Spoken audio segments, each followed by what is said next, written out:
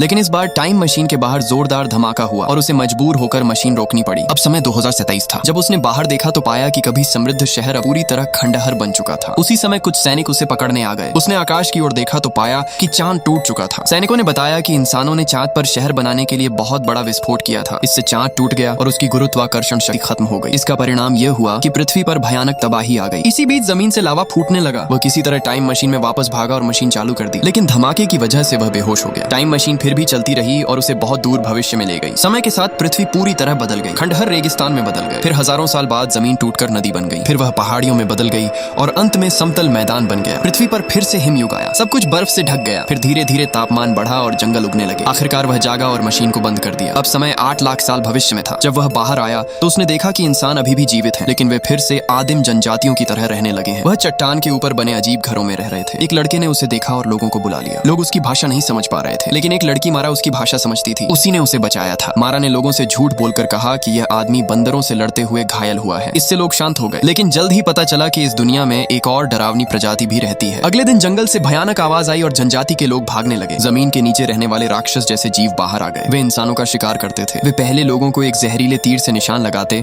और फिर उन्हें पकड़कर जमीन के नीचे ले जाते। इसी हमले में मारा भी पकड़ ली गई। आदमी ने उसे बचाने का फैसला किया। वह एक पुराने खंडहर में गया, जहाँ उसे पता चला कि पृथ्वी पर 2 प्रजातियां हैं। एक जमीन के ऊपर रहने वाले लोग और दूसरी जमीन के नीचे रहने वाले जीव। वह उन राक्षसों के ठिकाने तक पहुंच गया। वहां उसने देखा कि वे इंसानों को पकड़कर खाते हैं। उसे पकड़कर जेल में डाल दिया गया। वहां मारा भी कैद थी। राक्षसों का नेता बहुत बुद्धिमान था और वह दूसरों के दिमाग को नियंत्रित कर सकता था। आखिर में दोनों के बीच लड़ाई हुई। आदमी ने टाइम मशीन की मदद से उस नेता को बहुत दूर भविष्य में भेज दिया, जहां वह मर गया। लेकिन जब उसने भविष्य में देखा तो पाया कि इंसान अभी भी इन जीवों के खतरे में है। तब उसने फैसला किया कि वह अतीत में वापस जाने की कोशिश छोड़ देगा और भविष्य के इंसानों को बचाएगा। वह मारा को लेकर वहां से भाग गया। आखिरकार राक्षसों का ठिकाना नष्ट हो गया और जनजाति के लोग आजाद हो गए। और तभी उसे एहसास हुआ कि मारा ही वह इंसान है जिसे वह हमेशा से ढूंढ रहा था।